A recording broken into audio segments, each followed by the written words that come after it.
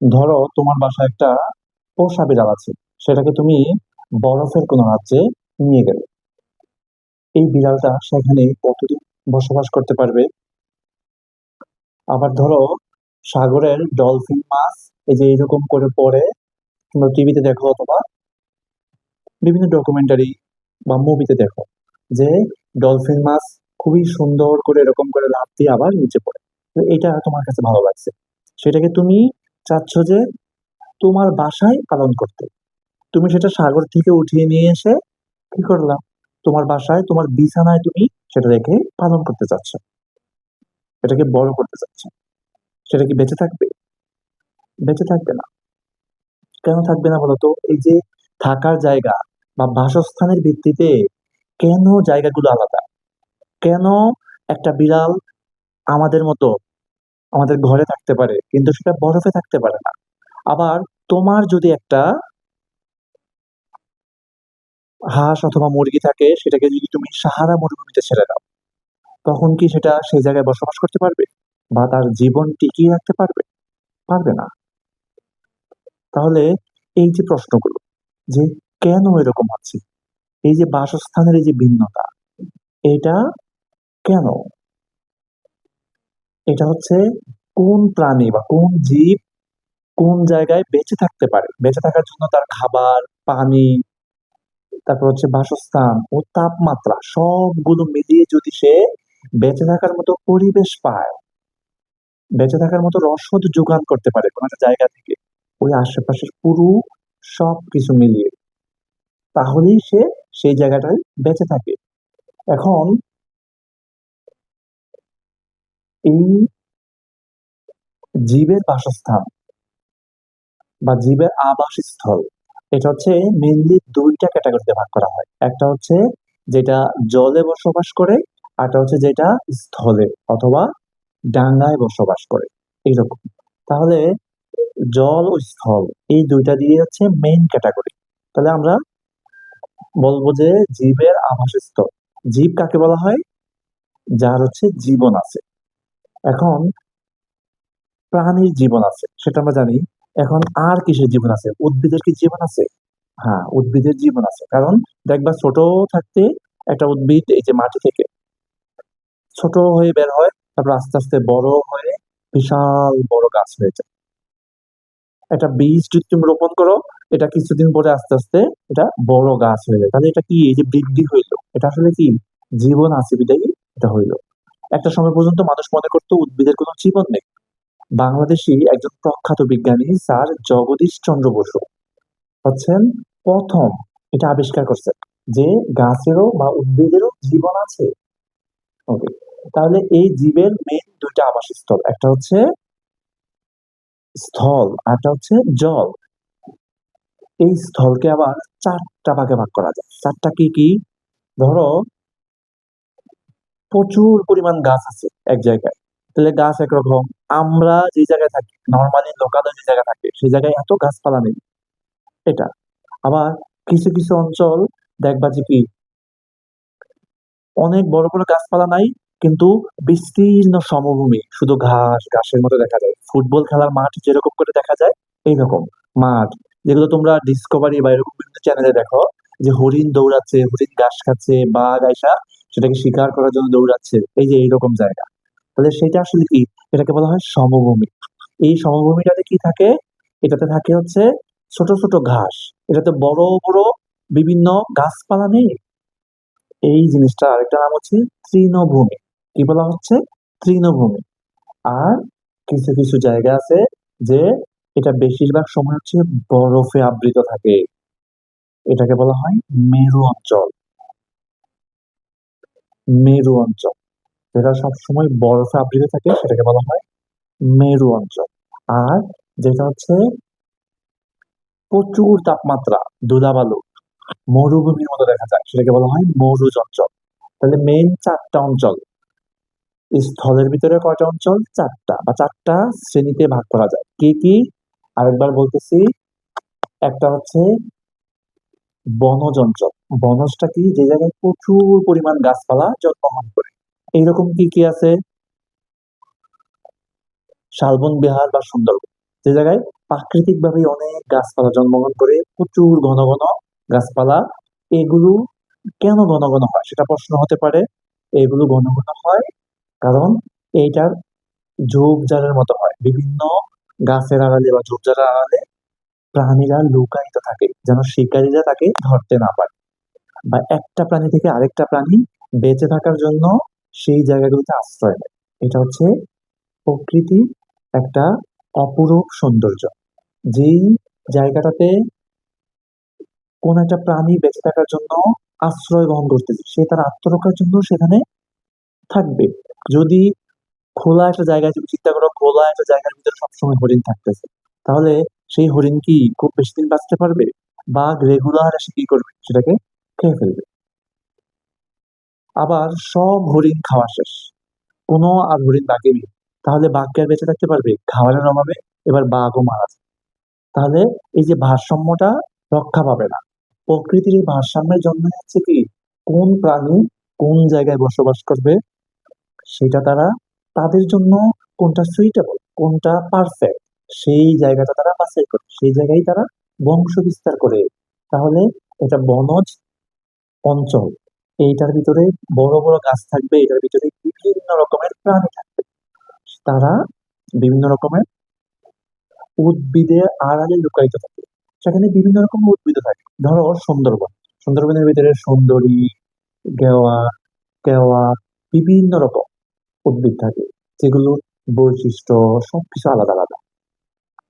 এবার দ্বিতীয় একটা অঞ্চল তুমি বলতে পারো হচ্ছে মরুভূমি, যেখানে প্রচুর পরিমাণ তাপ, সূর্যের তাপ পুরোটা হচ্ছে এই জায়গায় পড়ে। এই জায়গায় কোনো তেমন গাছপালা নাই, খুবই হালকা, আর ছোট ছোট গাছপালা, একটু ঝোপঝাড়ের মতো মাঝে মধ্যে দেখবা টিভিতে বা এরকম ইয়াতে দেখবা যে উট চলতেছে মরুভূমির ভিতর দিয়ে, বা আমরা বইয়ে পড়ছি নবীদের কাহিনী বা বিভিন্ন কিছুতে সাহাবাদের কাহিনী, যে মরুভূমিতে উট নিয়ে যাতায়াত করতো, বা নবীরা বিভিন্ন যুদ্ধে যেতেন বা বিভিন্ন জায়গায় যাতায়াত করতেন, সফর করতেন এই উট দিয়ে।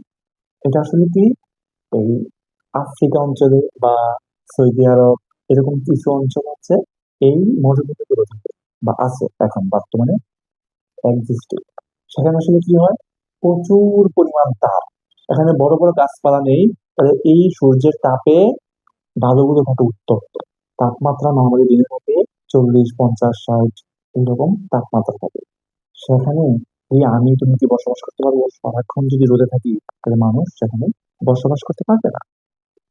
বা নর্মাল একটা প্রাণী নিয়ে যদি আমি সে জায়গায় ছেড়ে দিই, সে জায়গায় থাকতে পারবে না। একটা হরিণ বা একটা বাঘ, একটা শিয়াল যদি আমি সেখানে ছেড়ে দিই, সেটা সেখানে বসবাস করতে পারবে না। সেখানে বসবাস করতে পারে উট, সেখানে বসবাস করতে পারে কিছু এক সেখানে বসবাস করতে পারে এমন কিছু উদ্ভিদ যেগুলো হচ্ছে ওই জায়গায় টিকে থাকার মতো সামর্থ্য আছে, যেগুলো কাঁটাযুক্ত এরকম উদ্ভিদ থাকে কিছু, যে খেজুর গাছ অথবা ক্যাকটাস এরকম, অথবা আরো কিছু ঝোপঝাড়, ছোট ছোট ঝোপঝাড়ের মতো এরকম কিছু উদ্ভিদ সেখানে থাকে। এই জায়গার ভিতরে ছোট ছোট কিছু প্রাণীও থাকে। ওট হচ্ছে এটা মেন। তাহলে ওট আসলে সেখানে কিভাবে বেঁচে থাকে প্রশ্ন হতে পারে, মানুষ বেঁচে থাকতে পারে না বা অন্যান্য জীব জন্তু মরুভূমিতে বা মরু অঞ্চলে বেঁচে থাকতে পারে না। তাহলে উট কিভাবে বেঁচে থাকে? উট হচ্ছে ওদের পা গুলো বিশাল লম্বা, তাহলে এই যে মরুভূমির যে তপ্ত বালু সেটা তার শরীরে রাখতে পারে না। আবার ওটের ভিতরে একটা থলের মতো আছে পেটের জায়গাতে, সেখানে কি সে একবারে বিশাল পরিমাণ পানি জমা করে রাখতে পারে। তার এই যে মরুভূমিতে চলতে গিয়ে যে পানির প্রয়োজন হয়, সেখান থেকে সে পানি গ্রহণ করে বেঁচে থাকে। এখন আমাদের বা অন্যান্য প্রাণীর পাকস্থলী এরকম নয়, মানুষ বা অন্যান্য প্রাণীর পাকস্থলী এরকম নয় যে সেখানে সে দীর্ঘ সময় পানি জমিয়ে রাখতে পারে। এই জন্য আমরা খুব দীর্ঘ সময় মরুভূমিতে থাকতে পারি না। স্থলভাগের বা স্থলজ অংশের আরেকটা অঞ্চল হচ্ছে তৃণভূমি। সেই তৃণভূমিটা কি, যেখানে হচ্ছে ফুটবল, আমরা যে ফুটবল খেলি বা ফুটবল খেলার মাঠ দেখি, সেই ফুটবল খেলার মাঠের মতো বিস্তীর্ণ মাঠ, সেখানে ছোট ছোট ঘাস থাকে। আমরা ডিসকভারি বা বিভিন্ন চ্যানেলে দেখবো প্রায় যে হরিণরা সেখানে ঘাস খাচ্ছে। বা বিভিন্ন প্রাণী সেখানে যাতায়াত করতেছে, হাতি হাঁটতেছে, জেব্রা হাঁটতেছে, এরকম। আবার মাঝে মধ্যে দেখবো যে হরিণ অথবা সিংহ তাদেরকে দৌড়ানো দিচ্ছে, চিতাবাঘ দৌড়াচ্ছে শিকারের জন্য। এই যে বিস্তীর্ণ সমভূমি, এটা ছোট ছোট গাছ, এই জায়গার ভিতরে আমরা দেখবো বড় বড় কোনো গাছপালা নেই, যে শাল, করই, এরকম বিশাল বড় বড় গাছপালা নেই। তাহলে ওই রকম যে একটা অঞ্চল, যে অঞ্চলটা হচ্ছে সমভূমি, বিশাল বিস্তীর্ণ ভূমি, কিন্তু সেখানে ছোট ছোট ঘাস বা দুর্বার মতো জিনিসপত্র ছড়ানো ছিটানো থাকে, কিন্তু বড় বড় গাছপালা নেই, সেটাকে বলা হয় হচ্ছে তৃণভূমি। তাহলে সেটার উদ্ভিদ কি কি? উদ্ভিদ হচ্ছে ছোট ছোট ঘাস, দূর্বা, লতা পাতা, এগুলো, বা ছোট ছোট গুল্ম জাতীয় উদ্ভিদ। এখন গুল্ম জাতীয় উদ্ভিদ কি তোমরা অনেকেই জানো? এটা হচ্ছে যে, এই যে আমরা মরিচ গাছ বলি, যে কাঁচা মরিচ ধরে, এই এই জাতীয় গাছকে বলা হয় গুল্ম। এই জাতীয় ছোট ছোট গাছও ওই জায়গায় মাঝে মধ্যে দেখা যায়, যেগুলো থেকে হরিণ, তারপর হচ্ছে জেব্রা বা এই এই জাতীয় বিভিন্ন প্রাণী কি করে ওই জায়গায় বিচরণ করে ঘাস খায়।